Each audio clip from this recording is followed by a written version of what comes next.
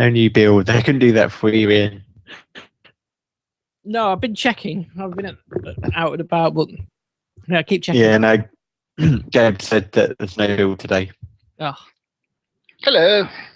Good evening. Good evening. I'll try and stay awake. I'm suffering a bit from jet lag, but Well, you have been awake for 500 shows, so yeah. I know. If you can manage one more, 499. You can keep you waiting for one more. Yeah, I think so. Right. Let's have a look.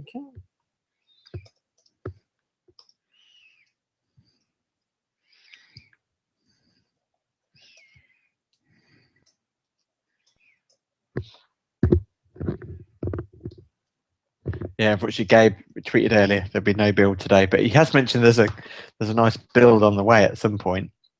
Yeah. Right. So links out. Chat room is busy. All three of us. My start menu keeps working, we'll be in business. Windows 8.1 looks okay. Yeah. I have to say, his Hospital 10's been pretty stable for me. Mind, I haven't used it that much. I've been away for a week. Yeah, it's been all right, apart from when I did that system restore, and I've had a few blue screens loops, but it seems to be BitLocker related. Right. We can talk about that. So I can eventually get to type in the chat room. Jason Garrett, good evening. Good evening, Ian, and congratulations. Yes. Good evening, and yeah, congratulations from me as well. What an amazing milestone. Welcome to show 500. Yeah. It's pretty astounding. I think in podcast years, that's a lot, isn't it? It is a lot. That is a lot. That is some serious dedication. That's at least. I mean, even if you assume a show a week, that's 10 years. Yeah. As we were tweeting earlier, that's the rise and fall of Media Centre almost. Yes, it's the lifespan of this shows. As who would have thought that it would outlive Media Centre when we were first started? Yeah. Yes. Yeah. I just remember 10 years ago, some strange bloke posting some forum posts about maybe putting together a Media Centre show, and yeah, wanted people to help him. Yes, I only got one reply. I'm not saying who it is, but but I was on show 2. Exactly, you were. You were the person that replied, and you were on show. You were on show 2, yeah. Yeah. And I even remember what I was doing on show 2. I was reviewing the personal media center for Samsung. Yeah, that's right. Yeah, and you had my remote mouse as well. I did, yes, yeah. Which was a very handy little tool. I bet some people still downloading that. Well, people still download the my media center decoder utility. So. Yeah, it's amazing, isn't it? How that still keeps going. Yeah, I think. I mean, I have to say it's absolutely amazing. It's one thing to decide I'm going to start off a podcast, and as me and the guys who did well, I didn't start TDL Mobile, but they all started it. It's so easy for it to go by the wayside as kind of real life takes over. But I have to say, when you look back over the years, the amazing guests you've had on, some real members of the team. Charlie Owen as part of the Media Centre team, and I'm sure your MVP status has helped over the years. But having guests like Ed Butt on the show, and or recently Richard Hayes, some really the big kind of bloggers and people that have really been key to the life of Media Centre over the years. It's absolutely amazing achievement. It's been fun, definitely, and if it wasn't for people listening, then I wouldn't do it. and more specific, it wasn't for you two, I wouldn't do it either. Yeah. I think maybe the quality's probably gone downhill more recently, but Yeah, I mean, and everybody that's been on the show, Andrew, and everybody that's always joined us on the show it's always been appreciated, and. Yeah, it's good fun, and I do like this format we have now. Is just knock about some ideas. So Richard's in the chat room said he started listening 2008ish, so he's a relative newcomer then. Yes, absolutely. I mean, I think I'm a real newcomer. I mean, we didn't get into Media Centre until I think that, well, the Windows Vista beta days when we'd had Sky for a number of years, and we're looking to move that out of our living room, and started playing around with Media Center and found it to be a great replacement. And I think I even did a few posts, didn't I, comparing Media Center to the Sky Plus box, and it is amazing the number of ways that Media Center came out on top. And even to this day, I think you start to see technology catching up with that. I mean, I think is it the Virgin box now has, or with their TiVo box has got 3 or 4 tuners in it, I think. Sorry, it's the the EE box has also got kind of 4 tuners in it. But still to this day, it amazes me that with the proliferation of TV channels, that something like Sky Plus or Sky only offer a 2-tuner box. I don't believe that's changed. I think the disk drive capacity has increased, but not the number of tuners. And I think ultimately, while it's it never gained a foothold in terms of commercial success, and who knows, those Media Center set-top boxes, if they'd come around a few years earlier, might have changed things. But the customization, the integration of multiple tuners and different media sources, the official ones like Netflix, and Sky, but more recently, integration with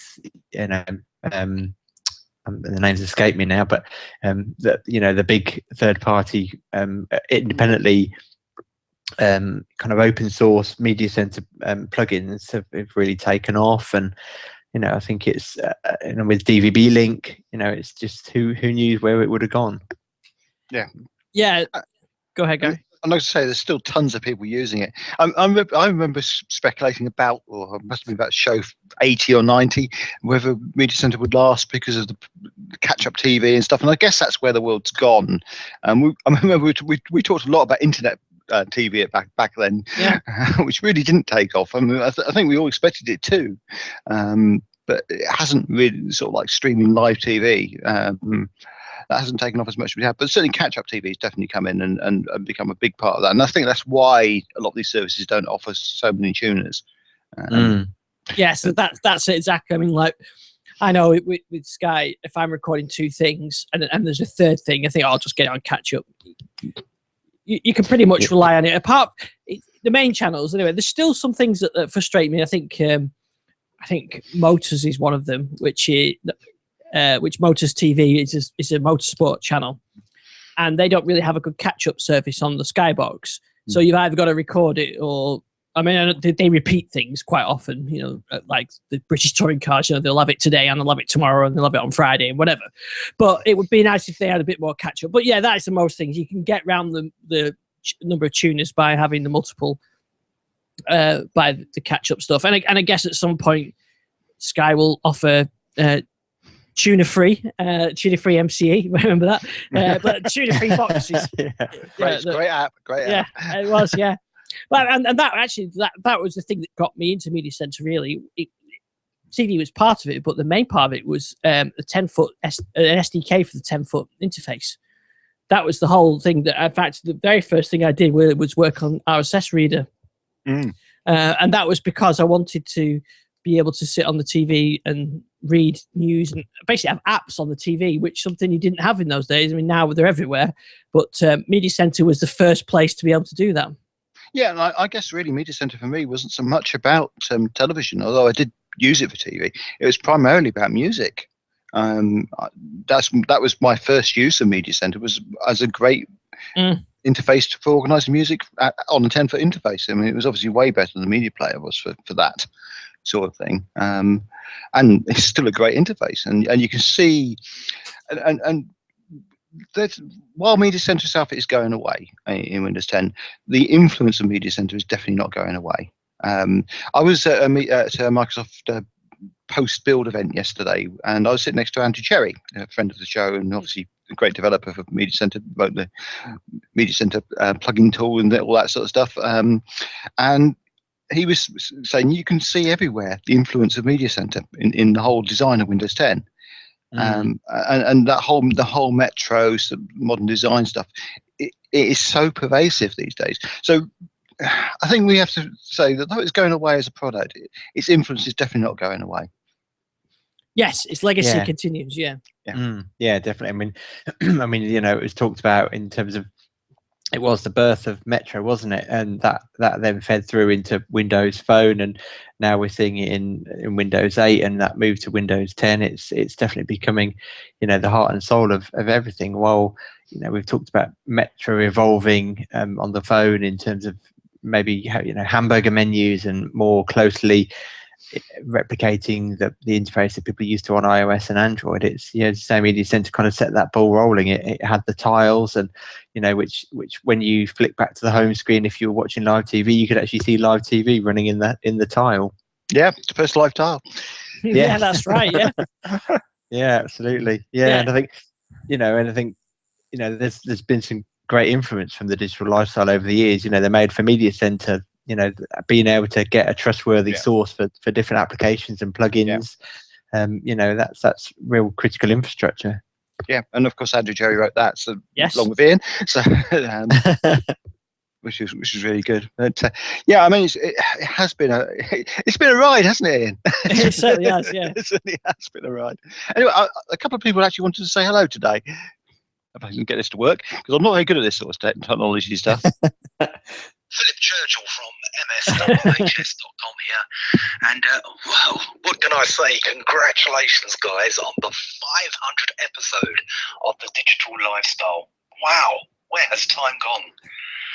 Congrats again, and here's to the next 500. Great stuff. Yeah, and there's one other guy who I don't know. We might know this guy. I think someone we've mentioned a few times. If I can get this to work. Ian, Gary, and Jason. It's Josh Pollard from the Entertainment 2.0 podcast. The guy that Jason talks about almost every episode. Congratulations on hitting such a huge podcasting milestone. It seems like so long ago that I was listening to the early episodes of the Media Center show. You guys have come a long way and have been such a huge part of the Windows Media Center community. But even as our beloved home theater PC software declines, you've continued to make an informative and entertaining show. 500 episodes is such a major accomplishment. Keep up the great work, and here's to another 500. Oh, that's fantastic. Thanks, Josh. That's brilliant. And I have to say, Josh makes one excellent point there, Yessie, and it's you that makes it. yeah, definitely. I almost brought a tear to my eye there. I love that message from Josh. Yeah. I'm surprised Josh didn't start talking about the Windows 10 start menu there. Yeah, I was waiting for that to come. Yeah, yeah, it has been around, and it's it's great to see the evolution in technology, and that's the great thing, I guess, about doing a technology show is there is always something new just around the corner that we're waiting for. Yep, like another Windows 10. Yeah. There's the next version of Windows, and like when we started, it was XP and Diamond and all those code names. That's what I said on Twitter today when we talked about Windows 10 build. I wonder what build number we were on for Windows when we did the first shows.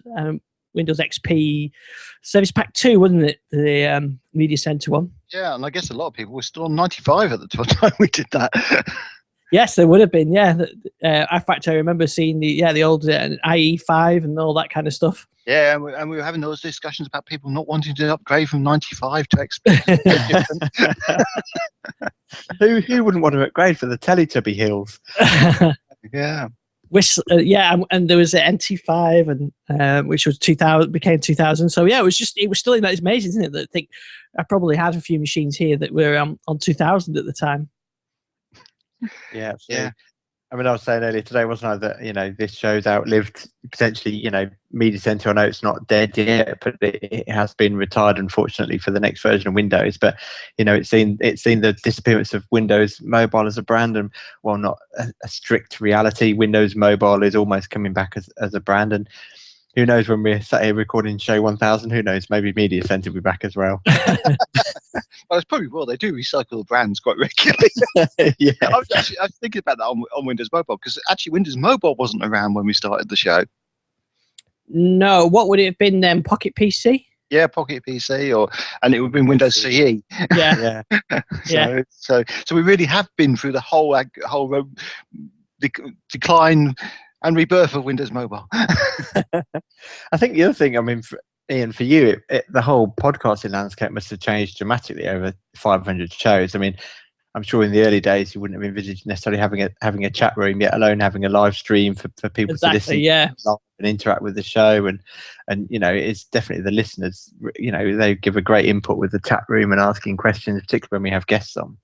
Yeah, absolutely. That the chat room makes a big difference, and then of course we've got the video as well, so you can watch the video version of this as well. So all that's changed, and I think the single thing that's enabled the whole thing is Skype. And if it wasn't for Skype, then it would be a no-go from the beginning. Are you still allowed to use that name? Disappearing at the window. Yeah. I will say one thing that hasn't changed over 500 shows. Well, slight exaggeration, but my bandwidth. Yeah, my bandwidth is doing all right. When I started this, I was on 512 meg. Now up to 50 meg. So I think, Gary, you started on about 100 meg, didn't you? Mine's gone up. I think when I started, I had 10, and I'm now on 120. So I guess that's progress. Yeah. Just rub it in. That's fine. That's Well, I tell you what we will rub it in, Jason. You guys know I've been out in the Georgian Republic last week, so in Tbilisi. I could stand on any street corner in Tbilisi with my phone and get Wi-Fi at a higher speed than Jason can get in his home. Yeah, thanks. Which is kind of scary for the infrastructure in this country. It's Yeah. I mean, it was absolutely amazing how advanced their network technology was over there compared to ours. What was also pretty amazing is I saw Lumias on every corner as well. If anybody actually had a smartphone, it tended to be a 520. Yeah, and actually, we should talk about. Did you get a 735? I did, yes. Yeah, I'm really impressed with my 735. In fact, that was what was playing the messages from people. Right. I reviewed that. I think it was the last one before I did the 640. Nice little phone. That I really like the design of it. Yeah, I do as well. I mean, it reminds me a lot of the 920 actually. In a lot of ways, it's got that same feel to it, and obviously it's got the NFC and it's got Qi charging as well, which I love. Yeah. Which is why I went for it over the 640. I wanted something just to hold me until the Windows 10 phones come out, and when we actually get a version of Windows 10 which works properly. Yeah. Between the 640, I reviewed that, and the 735. The 735 is definitely a better phone. I love. I hope when they bring out the next high-end Windows phone, they actually put a micro SD card in it, and don't sort of lose features as you go up the tree, because this is actually really good balance, having the ability to expand on the micro SD card, and it's got all this stuff in it. It's a little bit more sluggish than perhaps Jason's phone is, but it's probably a bit more reliable. Yes. Well, I noticed the problem with the 630 and 635 is the RAM. But the 640 and the 735 have got the 1 gig of RAM, so that makes a big difference on the performance. And because my son got a Microsoft Band with his birthday money, people say he takes after me. I don't know. I don't see it. Yeah. And but when he loads that Health app, which I think is quite a large app, it takes ages to load up on his phone and refresh the data. Whereas on the 1520, it's almost instant, and it is on the 640 as well, so I think it's a memory thing. So I think having that extra RAM in the 735 makes a big difference. Yeah, and of course, 735's got sensor core as well, so I've been using that to compare with the figures I get off my Pebble, and they're pretty accurate, I have to say. I mean, and that's the thing really that's certainly changed since we started out at the beginning. We were talking for mobiles, most people would still got basic Nokia. What was it? 3110. Yeah. I mean, the idea of a smartphone, we predated the iPhone. I mean, that's yeah. I had I had my compact pocket PC, and then I had the HP one, which was a phone. Yeah, indeed. And but I was still carrying, as most people were, separate media players. I had the what was that little? What was it? I can't remember what it was called now. Remember the little stick one I had? You could record on. It was an MP3 player and a little thing you could record. I can't remember what make it was. That was really good. That though.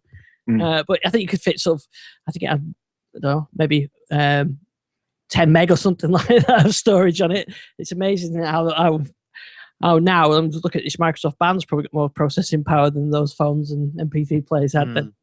I remember my first kind of HPI packs that you could buy a sleeve to add Wi-Fi and Yeah, still got mine.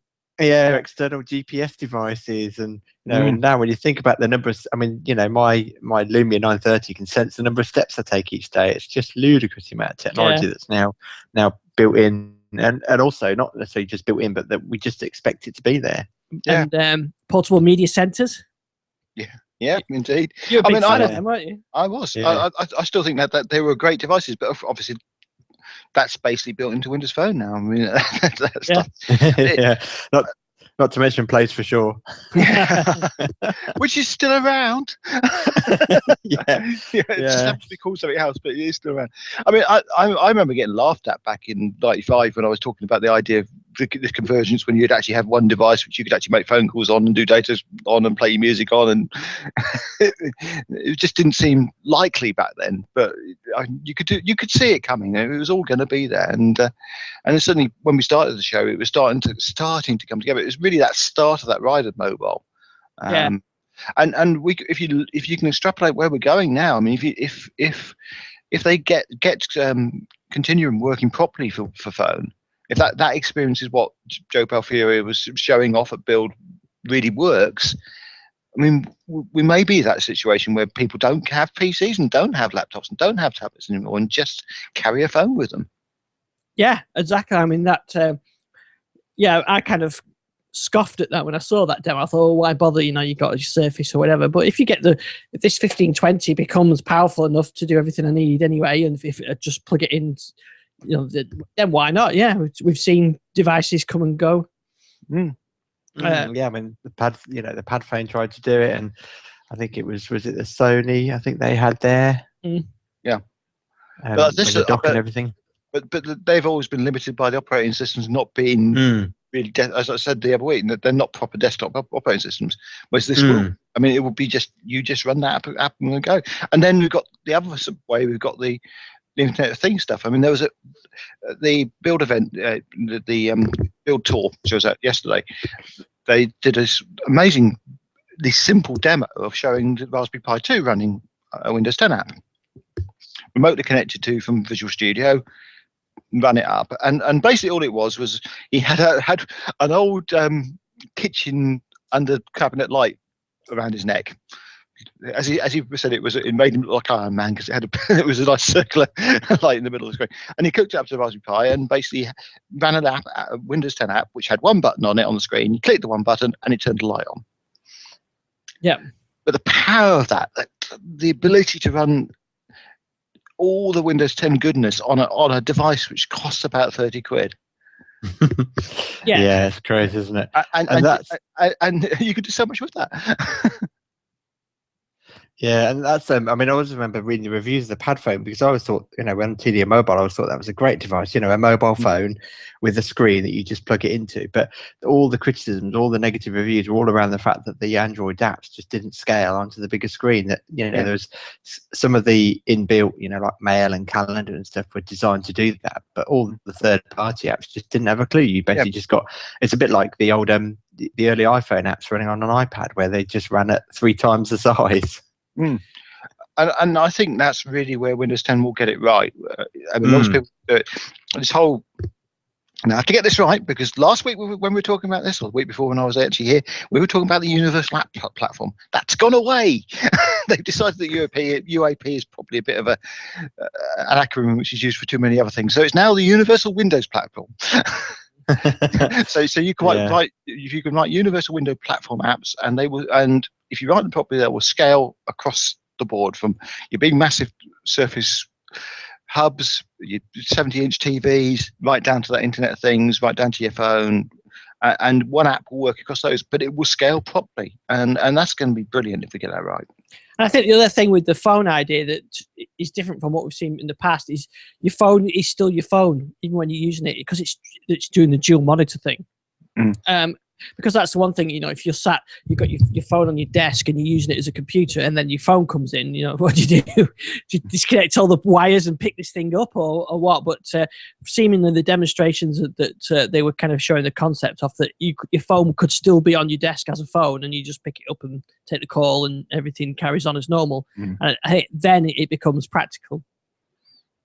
Yeah, absolutely. And I think computing is going to change over the years, and the fact that carrying around a big sturdy laptop and a big it's, or even all right, Surface Pro 3 is a bit lighter and a bit easier to transport, but I think that the requirement to do that is just going to become less and less. And I think that's where Microsoft could turn things around in terms of making themselves relevant. A mobile phone that you can plug into a dock and then becomes your workstation is I know people are nervous and concerned that Microsoft are going to try and pull another Windows Mobile and try and get a start menu on a 3-inch screen, but that's not what they're talking about. What they're talking about is you dock it or use something like Miracast, and that's when the full desktop experience arrives. I hope they do it with Miracast. Actually, that'd be really cool. I mean, the idea of something which is completely wireless, because they have talked about this. One of the reasons they're talking about needing new hardware is the idea that you'll actually be able to still use your phone as a phone. That's what I mean. Yeah, that is going to be brilliant if you get that right.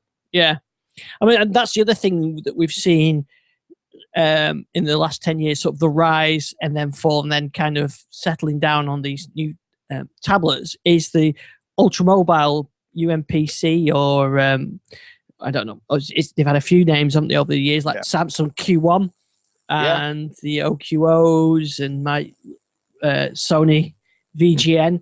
The idea of a pocket, what was as a PC that you could carry around with you as a portable device. I think we had MIDs, didn't we? The mobile internet devices. Oh yeah. Which essentially is what this 1520 is. Yes, yeah. I mean, we are getting to the point where they're getting it right. It's taken a while. I mean, it's taken all 500 shows, but they are starting to get it right. I mean, I used to really like my Q1, but it just never was quite convenient enough. That was the problem with the Q1. It was always a bit too slow, a bit too clunky, not quite enough battery life. But I love the idea of being able to carry a full Windows PC around with me in my pocket,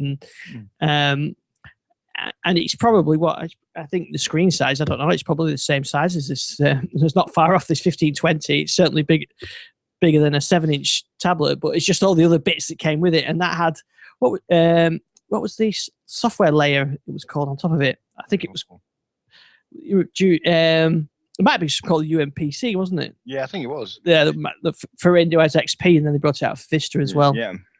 And then that had the notepads built into it, and it was a touch optimized display, and and it resistive touch. Though I mean, that was always, I think that was the downside to that. It wasn't until capacitive touch came that really came into its own. And of course, the other thing as well is the other technology that is almost exactly fitted in with the 500 shows is tablet PCs. Yeah, we've had the full gamut of those. Yeah. Actually, I think I was using a tablet PC when we did the first show. Well, the second show when I was there. But it wasn't, as I like to say, it was your grandfather's tablet PC, because it really was back then. It was just it felt it's probably like 12 generations ago, but not just one or two. Well, I had my HP TC 1100. Yeah, which I've still got behind me over there, and. Now that many of us show, in fact, the first 150, 200 shows I think we're recording on that, including a few CES trips. So, yeah, and I still think that was a great device. I mean, potentially that could run Windows 8 or even 10. Yes, I think it would run Vista. I think so. Yeah, why not? Yeah. But essentially, that is what I'm using now. Is the Surface Pro 3 has become that, isn't it? Yeah, it's a similar size, and I think. And it's got a pen, but it's got the capacitive touch on it, and it's got better battery life and everything else. But that's tablet PCs have kind of risen, gone away, and then returned in a new style with the Surface range. And I think the pen is useful again. Yeah, I think. I think it's almost a bit more fundamental than that, isn't it? Because Microsoft did have tablet PCs. It did have smartphones out in the market long before any real competitors came along, but it was always the driver was you cannot and you must not steal revenue from Windows and Office. Any devices that come out must run Windows, must have Office, and those interfaces just didn't work on those screens. Mm. And, that's a good point, really, isn't it? Yeah. And that's a massive fundamental shift where we are today, that Windows 10 is going to be given away to free for all Windows 7 and Windows 8 users for the first year. It's we talked about build. Windows didn't come first. It's we are 500 shows on. It's a fundamental shift for Microsoft. Yeah, I mean, well, I was going to say who you think Office would be running on an iPad, but Office was running on a Mac back then, so it's actually not that new. No, but it is a fundamental shift. I mean, it's a fundamental shift back actually with Microsoft. Microsoft now feels like Microsoft then. We were starting to get the openness. We're starting to get the thing. Vista was a bad step, but 7 came along and we started getting all that stuff there, and we feel that I certainly feel the openness is back again. Yeah, I mean, people talk about the restrictions that were placed on Microsoft as part of the anti-competitive, being found guilty of anti-competitive behaviour, but I don't think that was the issue. I think it was that short-sightedness is probably maybe a strong word. In hindsight, it's such an easy thing to look back and think I'd have done things differently. But if Microsoft had that forethought about the iPhone and the iPad, really they were the birth of mobile phones and tablets. If they'd have had that forethought to invent or to say, no, you can go away and redefine a new interface, you can go away and redefine the Office applications, things might well have been very, very different. But I think the other thing for Microsoft, something that I'm sure possibly yourself and Ian would never have thought about 500 shows ago, is Microsoft has always been a developer of software and then given it to the OEM and third parties and said, here you go, make of it what you will. And here we are today. Microsoft owns a mobile phone manufacturer. It makes the Surface tablets, it makes the Surface Hub, and potentially even while it's a different generation of devices, the HoloLens, it is such a very different Microsoft. And it's actually something we were talking about back then as something we thought they should be doing, taking control of the market and actually producing their own hardware. And the launch of the Surface device caught everybody off guard. I don't think anybody, there might have been on the day, there might have been some rumors going around, but I don't think in terms of the lead up, nobody predicted that Microsoft would enter the hardware business. No, absolutely. And I think that is one thing that you do notice over the 10 years is just as you said, Microsoft had all these pieces in place before. It was out before Android with smartphones. It was out before the iPad with tablet PC. It's just they were never in that easy to use, friendly consumer model that has really taken off, and they really missed the boat, especially on the phones. I just remember using the iPhone for the first time while currently having I think I must have had an iPad at one of the last generation iPads at the time, and it was like night and day. The Windows Mobile 6.5 and the original and the iPhone, I think it was the 3G probably was the first one I really used. But anyway, there's such a difference between them. It was night and day, and now the difference between Windows Phone and iOS and Android isn't that great, really. I mean, perhaps people think it is, but in relative terms, compared to what 6.5 was at the time, it's a long way. And same with the tablet PC. If you got I had the exact same experience when I got the first iPad. I had my HP tablet PC, which got 3 or 4 hour battery life, and it was quite heavy. And then, or you could carry around this iPad with you, which you got 8-10 hour battery life, lightweight, very slick for what it did, very specific set of tasks. But yeah, that was a big change. But Microsoft had these pieces. They had Plays for sure. They had Zune Media Player. They had all these pieces, but it never quite drew them together for the consumers as an ecosystem. Apart from the Xbox. Yes, and we haven't really talked about that, but they did. The whole world of gaming has shifted so much over the years as well. And Xbox. I mean, I was reading a thing this week that the latest Qualcomm, some of the latest chips, NVIDIA mobile chips, are actually going to have more processing power on a mobile phone than you actually had on the PlayStation 2 and the Xbox 360. Sorry. So I mean that's a fundamental shift in its own right. I mean, there's been so many shifts in hardware. I mean, in actual fact, over the last 10 years, probably not as much shift in hardware as there was in leading up to that point, because that was sort of around the time when we had this really big shift in technology. And I guess the one thing which really has changed over the last 10 years is battery technology, and we're due for a really fundamental change in battery technology over the next year and a half, which I think is going to make some interesting things possible. When we start talking about battery, or the equivalent of smartphone batteries, which you can charge in 2 or 3 seconds, and then you think about what you can actually charge them from as well. So the whole solar power becomes a much bigger thing, and there's a whole lot of stuff going to happen around battery technology. But the other thing is, if you start getting battery technology, so you can get a lot more battery technology, but a lot more charge density, you can start doing a lot more things with mobile devices again. It's always been that trade-off between power and length of use. And that's actually something which has gone the other way over when we were talking about those phones we had all back then. I mean, the dumb phone which lasted 3 or 4 weeks. Yes, on one charge. I mean, I compare it when I think about the Pebble and some of the other smartwatches. It's like the Pebble's got that. I didn't charge my Pebble the whole time I was away. My 10 days I was away.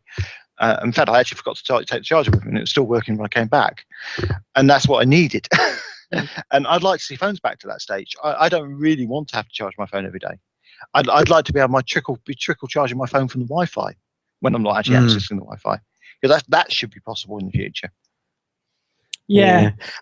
I think also, when you think about, you talk about the fundamental shift in computing power and graphics power, and the birth of computers that are now as these tiny little mobile phones that are more powerful than a PlayStation 2 or an Xbox 360. And what's the most phenomenal game of the time? Minecraft.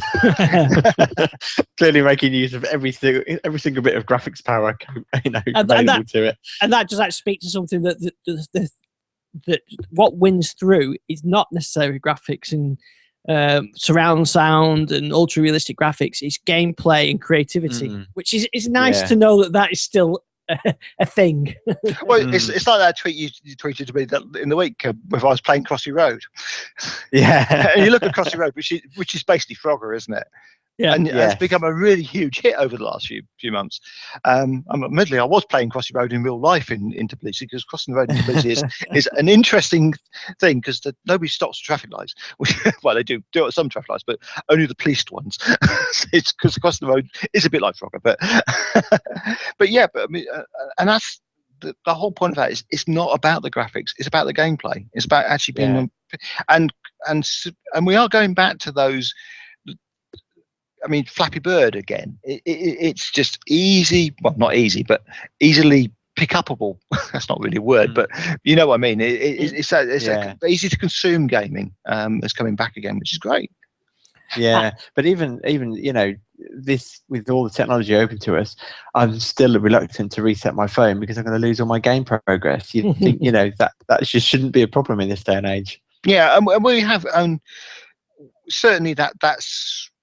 We haven't got it totally right yet. There's still a lot of things to go. I mean, that's actually something we haven't mentioned. How cloud has changed. Yes. How online has changed. How unfortunately not for Jason, but how because of the broadband speeds we've suddenly got things happening which wouldn't have been possible. Yeah. All the back end processing. Cortana would not be possible without that back end processing. And Netflix and Netflix and I mean OneDrive and Can I just say at this point that if Cortana was if her predictions were correct, Leicester City would be relegated from the Premiership. So we've still got somewhere to go, thankfully. Yeah, she hasn't quite got the Premier League right yet, but no, thankfully. I guess it's that American focus, which hasn't gone away. No, unfortunately. I mean, that's the one thing. I guess over the 10 years, which there's still people only really understand their own cultures. still, which is a shame. I think that's, we still a long way from the one world vision a lot of people had for the internet. That really hasn't happened. But like you said, I mean, we were 10 years ago. I was using OneNote for notes, but on a USB stick. Yeah. And then we had, what was it? What was the precursor to Live Mesh? There was another, wasn't it Live Sync? Was it Folder Sync? Folder Sync or something like that. Yeah. Folder Sync. Yeah. Folder Sync, and then Live Mesh and Live Mesh Desktop, which almost could have been a replacement for Windows in itself. Yeah. I mean, I remember, having Live Mesh on my Windows mobile device, and probably even the early days of Twitter, tweeting the fact that here I am taking photos on my Windows mobile, and Live Mesh is uploading those photos to the cloud, and they're automatically synced to my PC. Whereas now they're immediately shared with friends and family, and well, there's people that have got far more bandwidth than I've got. But yeah, the cloud has been a big change, and like you said, like we said, Netflix, instant access to video on demand, and cloud processing for a lot of a lot of things like the Microsoft band. I think a lot of the intelligence is offloaded, isn't it? And then it can work out a lot of things. So yeah, I mean that's a huge change. That's probably the most significant change, that even though it's on the back end. Yeah, and I mean cloud computing, a perfect example is that saw the birth and the end of another product, which was Windows Home Server. That was going to be a place to store your digital memories, in the home. You could view it from external sources, and back up your PC so you could restore them if anything happened. And that for me is completely changed. Albeit with our limited bandwidth, I don't worry about losing a PC now, because I know that all my documents, or even work and private life, are stored on OneDrive. So if I need to reformat and reinstall a PC, there's a bit of pain in terms of reinstalling applications, but modern apps, they all just come back and mostly resync all their settings, and I can be back up and running within 30 minutes. There used to be a time when Windows XP took an hour and 20 minutes to install. Yeah. Richard Speed makes a good point though in the chat room, the fact that Microsoft have given up on an awful lot of technologies over those 10 years. There's been a lot of good stuff which they just haven't kept going with. And I mean, some of that does reflect on the fact that they do make technology that they then rely on OEMs to build on, and if the OEMs haven't brought that to market correctly, then those things have gone by the wayside. I think Plays for Sure was one of those things. Yeah, I mean, we talked to Windows Home Server soon. I mean, but it's not just that. It's also been things like some of the apps and Windows Movie Maker. The first edition of that was brilliant, and then they took a lot of that functionality away. And sometimes they as they move between operations, I actually think this is going to be brilliant with Windows 10. Because of the fact that we're talking about in-place upgrades, we shouldn't actually lose so many things, hopefully. Although, you never know. Yeah, as Richard said, soft sled. Exactly, yeah. Whatever happened to that? Somewhere that lives in... That's a bit like BBC TV shows that sit on the cutting room floor. Somewhere soft sled exists. Well, I mean, I can probably say without getting into too much trouble, it did exist. And I've seen it, and I've seen it hooked up with a server product, and it just it literally is that. It made the cutting room floor. Yeah. It was that Microsoft had a solution, a whole home sort of TV solution, and I even got demos of it, and in fact, I think I've still got it here somewhere on a server. That these things did exist. With Windows Media Center as the core of that, and then something happened at some point in the development process, and I don't know this for fact. But it was around the Sinofsky time when Sinofsky took over, and it was just killed instantly. And I think that was the end of the road for Media Center back whenever this was. I know it must have been it was pre Windows 7. I think, wasn't it? Yeah, it was. Yeah, it was definitely pre that. It was pre me being an MVP as well. I remember that something was sort of being, you heard in hushed whispers around the time. Yeah. But and I guess there was, because there was this whole thing about core focus in Microsoft back then. There was I believe a feeling. I mean, this is only I've heard from hearsay and whisper from people that they'd gone on to, they'd done too many things. They were too thinly spread, and they should concentrate back on the core stuff. The stuff was actually making money. I remember, one of the first media center get-togethers with Andrew Edney, presenting and treading very carefully around his kind of MVP and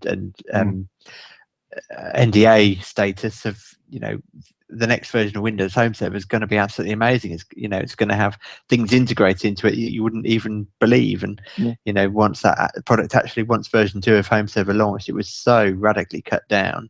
I was never privy to what those things were going to be. I think I just alluded to what could have been in it. Yeah. that was it. It was the bringing together of two product ranges, Media Center and Home Server. Could have been one thing, and it never came to be. But I think that was one of the features that was cut from Home Server. Not, there was more. Never mind driver extender. Yeah. And that was, a victim of trying to make Windows Home Server more corporate friendly, I guess, to try and save it in a way that, it was real integration with line of business products, which I think there was even some talk about it, having issues with SQL Server, which, SQL Server would never have worked with driver extender technology. And I think that was one of the reasons that ultimately why that was removed from the product, to try and make it more corporate friendly. When, Home Server now exists in terms of small business essentials, I think it is. Yeah, and the funny thing is, I'm still using mine. I've got Plex installed on mine and Emby, and that's whenever I get a DVD, I just put it in the server, and it gets ripped, and it's in my collection, and it's doing a great job. So it's funny, really. I guess that's what else has changed in the last 100 shows. That's now actually legal for you to do in the UK. Yeah. And it's still a thing, which is interesting enough. Isn't it? Remember, I've got a Netflix subscription, but I still do like my own things. You're not going to find Pink Floyd's The Wall movie on Netflix. Probably it's just not one of the things that they would show. So I've got my own, and yes, you could download it, I suppose, and have it in your iTunes and whatever. But and that's the other thing. I mean, I will go back to what Richard asked there about the time capsule thing. We'll come back to that. But that's the other thing, isn't it? The rise of the ecosystem. One thing that we did say right from the very early shows is Microsoft have got all these pieces together, but they never joined them. Xbox was never linked to Media Center, and the portable Media Centers never really integrated that well with Media Center, and the Zooms didn't integrate that well, and all these things were separate, and and the phone was separate, and we always said, I wish they would link these things together, and that's because what Apple kind of did, isn't it? They have an ecosystem. You buy something on your iPhone, you watch it on your iPad, on your Apple TV, and then Android do it, and now Microsoft have got it with Xbox Music and Video, or just music and video services are now branded. But it's took a long time for them to get to that, and that's what we wanted right from the beginning. Yeah, I guess Windows 10 is that, if we get it right. If they get it right. I know we can have some influence on it, but I mean, Windows 10 should be that. If everything costs down, and we should have that. I mean, we are seeing some of that now. I mean, the whole music on OneDrive is just something we really wanted. Exactly. Yeah. It's. But we've lost some stuff along the way. I mean, I remember doing one CES sitting in the Atomic Energy Museum, whatever it's called, showing people TV from home. Yes, I remember that. Yeah. And I actually can't do that anymore. I used to be able to do that. I can't do it anymore. So some things we could go by the wayside over time. DRM's been a particular bad thing over the years, and still is. Yes. So we gain some stuff, we lose some stuff, but I think generally I'm more excited about the industry than I have possibly been for 5 years. I think what I'm seeing now, I'm more excited about than. Do you remember a couple of? I think it's about 2 or 3 Christmases ago. We actually all sat there and just said, "Can't really think of anything for next year. There's nothing really exciting us," and that's changed so much. I think for me it was just the pre-Windows 8 era. I think when it was really Windows 7, it was so mundane, and it worked, but it just it didn't excite me, and then that's when I think I've got my MacBook, because I was just fed up with sort of clunky Windows laptops, with 3-hour battery life, digging a rut in my shoulder as I walk traipse around CES. Indeed. And I just got fed up with that, and then I got the MacBook Air. It was ultra light, and it was different, and I think Windows 8 brought it around again. We went from netbooks we sort of ditched netbooks and went to the ultrabook kind of style, and now you've got like this fantastic device, the Surface Pro 3 that I'm looking at, and it's interesting technology again. Tablets and the Windows. I mean, I had Android tablets. I've not touched my Android tablet for months and months, and now I'm just really using my Windows 10 tablet now. And Windows 10 for phones is exciting. Like you said, I think things are exciting again now, and especially for the developers. The Universal apps have got a lot of potential. And Microsoft Band, things are interesting. It seems to be. Yes, yeah. The whole thing with the Raspberry Pi 2 really got me excited yesterday. I was really pleased to see that, and also pleased to see how Microsoft are taking some of the limits off app developers. The app-to-app communication stuff is going to open up a lot of stuff we couldn't do with Windows 8. There's some of the ridiculous restrictions they used to have in the Windows Store apps are going away. So I'm really keen to see how that moves on. I think there's going to be a lot of exciting stuff out there. And I think one of the other things is, I mean, I might have a slightly skewed point of view, but with having sort of 2 kids at school and who are now teenagers, who were 2, just over 2 when they started, and now teenagers. But James, my son, bought a Microsoft Band. He's got a Lumia. They've both got Xbox Ones now, and laptops, and they're really into the Microsoft ecosystem, and quite happy with that. Now, had Microsoft continued with Windows 7 and had Windows 8 just been another evolution of the familiar start screen in desktop without app stores and things like that, they probably wouldn't have any. They would be not interested in that side of thing. So it's good there's interest. And I guess people do not the Sanofsky era, and I totally understand that, because there was a lot of bad things about that. But at least it did refresh that area. I mean, Microsoft could have stuck. Okay, we just got to satisfy the corporates. We'll keep Windows 7 going. No innovation, and I think they would have died as a company.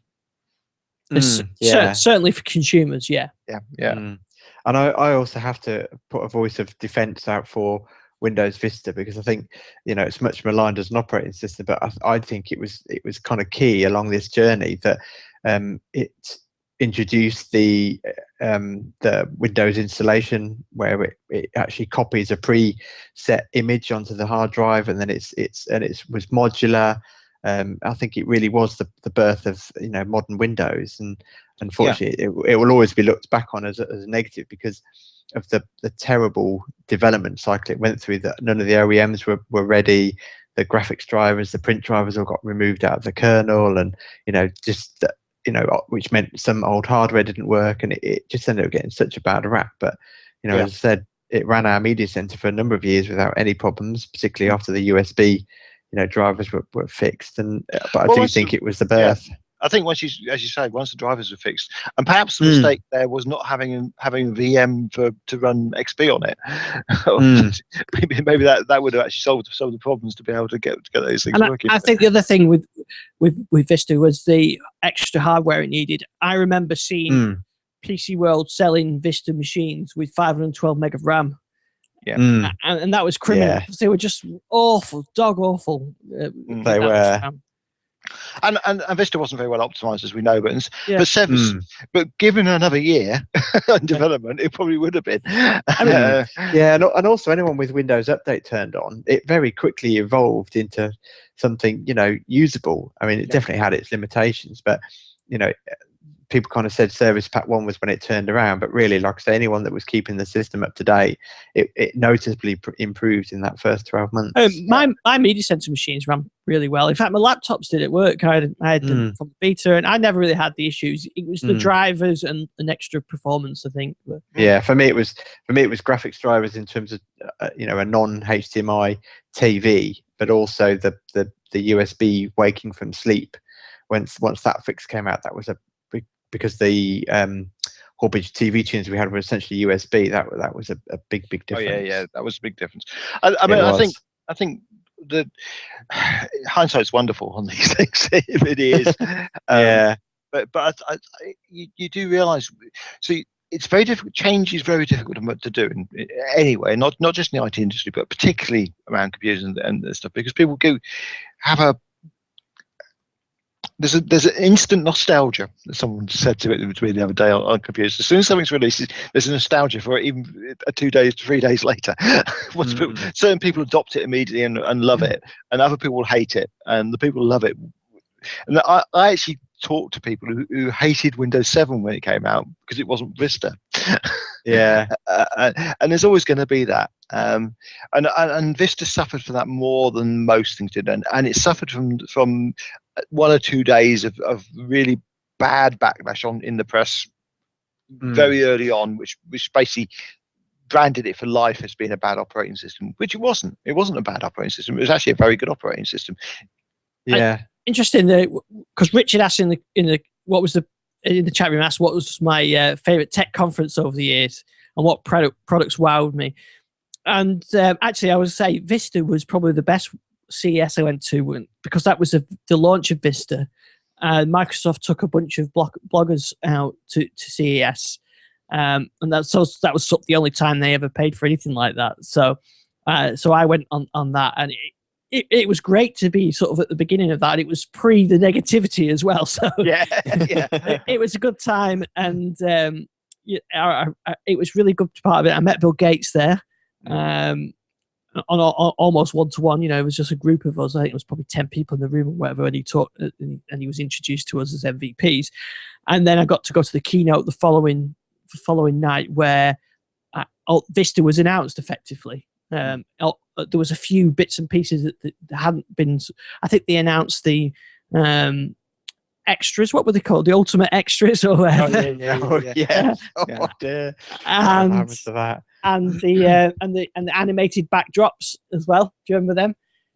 They were all announced at that CES. So it was great to be sort of swept up in the enthusiasm for Vista. It wasn't until I kind of got back really that it had the issues. But yeah, so that would probably have put down as one of the highlights of doing that show, just because I was there right at the beginning, and the Windows 7 launch wasn't really the same. I think they didn't even launch it at CES, did they? I think they released a beta of it when we were there, Gary, didn't they?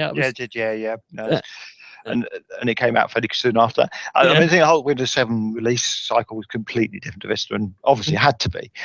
And I think, but I think those are the days when Microsoft actually had a really big presence at CES as well, and the whole thing. And I wonder if they'll move back to that actually when Windows 10 comes out, because it possibly will be around that time frame. Yeah. I think in some ways it's going to be. I think the irony is going to be that anyone that skipped Windows 8, and me and Josh Pollard were talking about this on Twitter the other day, I think they're going to find Windows 10 so much more natural as an evolution from Windows 7. I think, ironically, it's going to be us that have adopted Windows 8 that are going to actually find that transition the most painful. Yeah, I think so. Yeah. Yeah, and I think Richard's right. He's again in the chat room. Richard's saying the arrogance of forcing the Windows 8 interface on desktop users blows his mind, and I can see that point of view, because it was really, and I know why they did it, and it wasn't a real case of they really wanted to force people to start writing those apps and get them out there and all that stuff, but it should have been, if Windows 8 had actually been sold as a tablet operating system, and not even you keep Windows 7 for the desktop and Windows 8 is our new operating system. That might have worked. Yeah, Windows Phone for tablets is what they needed, but I think the one thing I would disagree with Richard on, I actually don't think it was arrogance. I think it was desperation.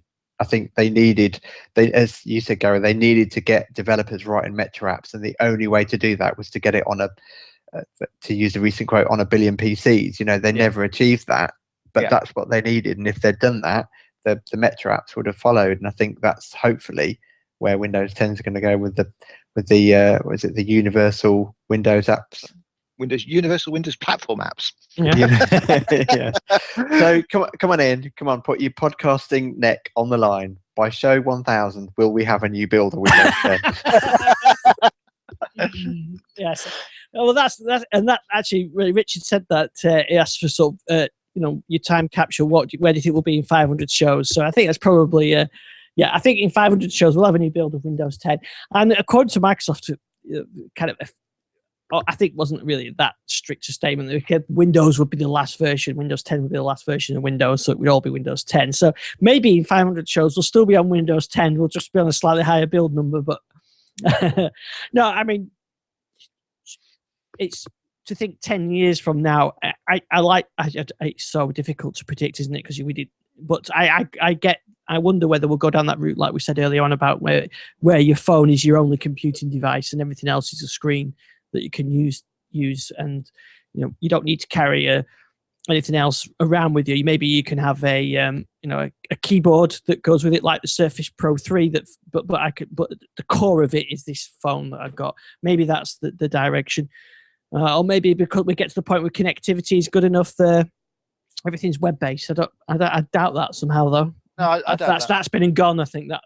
Yeah, I mean, the one thing I'm really excited about HoloLens. I think that I mean, there are some restrictions on it at the moment. The field of vision view is not as good as it could be, but I could see in another at Show 1000 I was talking about these Cortex projection systems, which actually generate. So your screens are all around you. And you just, when you want to start something, you just flick your fingers, open up a new screen, and keyboards are virtual and everything's virtual. Maybe powered by a unit wear on your wrist. Yeah. I could really see that. I mean, the whole holographic technology. I mean, I know HoloLens isn't really holograms, but that the operating system is based around the idea of projecting holograms, and it doesn't matter where they project from. And there's a lot of stuff going on that in that sphere at the moment. And I think perhaps the other thing with this is in 500 shows time is everything is cloud based, and maybe these phones are really just very dumb devices that are actually just moving graphics around, and your operating system and it is not an operating system as you know it, because it's all cloud based and all your data in there, and every single thing that you do, every movement you take, every heartbeat is all logged, and you've got all these machine learning systems all learning how you operate and predictive stuff. So it's that. I think it's probably more like that kind of stuff. That's future. And as I said about earlier about battery technology and the way that's going to move on, that's going to make devices potentially go back to being really small again, almost invisible. I mean, I've always been this great thing about convenience computing. Computing is just there when you need to use it. And I actually do feel we're getting there now. I think we're actually getting this point where it will be just, you won't think of using a computer. You'll be just doing something with a computer, and it's like we pick up phones now. We don't really think of them as computing devices. They just do things we want to do, and I think that's going to be where we're going to be. I mean, how many devices we'll have around the home? I think it actually could go down. I mean, if you look at the HoloLens Vision, if it works properly, you don't need televisions, you don't need screens, you don't need a lot of stuff you use now, because it would all be built into that really small device you carry around with you. With the sort of devices being smart, so smart sensors and everything. Yeah, everything like that. I mean, and that's going to get smaller and smaller, because you get the battery technology is the moment the battery and connectivity are the two limiting factors on size. And you get those down, because chip sizes have I mean, I posted the other week about the Entertainment thing I went to see, the Plato thing, and we were talking about it being made from dust, and that's what chip sizes are like now. They're like pieces of dust. So you really don't need that much size to do those sort of things. But what limits it at the moment is the battery and a lot of the connectivity and sensors, and they'll come down in size. They really will come down in size. My prediction: 500 shows time, I'll finally have my music library in the cloud. My prediction: 500 years in time, your broadband will have doubled. You've got 2 meg by then. Yeah. I'll better watch 2 streams simultaneously. Yeah. Actually, my prediction, one of the predictions I definitely will go with in 500 years time is we will not be using 500 years, 500 shows. Yeah. We will not have wired networking. Yeah, absolutely. And I think also potentially 500 shows time, another 10 years, I don't think we'll have TV won't be the way it is today. I don't think. Well, we'll find out. So yeah, stick with us. Stick with us. We've got 500 more shows to go through. If you made through the last 500, you've done really well. So. Yeah. Have you blown out those 500 candles yet? Yeah, that's it. Yeah, and I was going to talk about a few other things, but I think we'll save those. I mean, I was going to talk about new builds of Windows and things like that, but we can save that for next week because we might even have a new desktop build by next week. We've got a new phone build from last week that we can talk about. Yeah. But you've not put it on your 930? I wouldn't. No, definitely not ready. My poor son is suffering. So we might have a new desktop build, and it's getting closer, isn't it? It's getting slightly better. Yeah, almost 2 months away from RTM now, so Yeah, we can talk about that, and we can talk about the Windows editions that were announced as well. Windows 10 Pro and Home and all that. We'll talk about that next week as well. Just don't call them SKUs. Yeah, because they're not SKUs; they're editions. Right, so we should be back with 501 next Tuesday evening. Probably best keep on Twitter. It'll probably be this time, the way I think schedule's going at the moment, 9 o'clock-ish, I should say, start time. But you can catch us on YouTube. And if you do like the show, make sure you rate us on iTunes. It all helps. And subscribe to our YouTube channel as well, so you get all this. You get the video of this, plus all the other videos. And the videos of Windows 10 are proving very popular, actually. So they have short videos just showing sort of overview of some of the new features of really getting the views on YouTube. So I think I'll carry on doing those. So we shall be back next week. And I want to say a big thanks to Gary Whittaker, who has been here, like I said, from show 2 and a good friend along the way as well. So Gary, where can we find you? You can find me at Gary WMA on Twitter, and obviously at the fascinatingtech.com as well, fascinatingtech.com. And that's we're in our spring issue and we're getting ready for our summer issue. Excellent. And Jason, I also want to thank you again. If it wasn't for you, we wouldn't be doing this, and you've been a good friend as well. So that's been the highlight for me, really, I've got to say, is the good friends that we've made, and you two guys have really made it brilliant. So where can we find you, Jason? You can find me on Twitter at DatabaseJason. I'd like to say thank you for bringing me onto the show as a regular contributor. I enjoy every minute of it. Yeah, absolutely. It's been brilliant, Ian. Thanks very much. Well, I enjoyed it too, and I also want to say thanks to my wife for putting up with me doing it. So yeah. Yeah, so my wife is just currently cooking me a steak for my dinner, so I shall go and eat that. So go and eat that, and we'll see you all next week. Cheerio. Bye. Excellent stuff, guys. Really appreciate it. It was good stuff. I think it was one of the best shows done as well. Yeah, I really enjoyed that. Yeah, that was a good one. Yeah. That was a cracking show.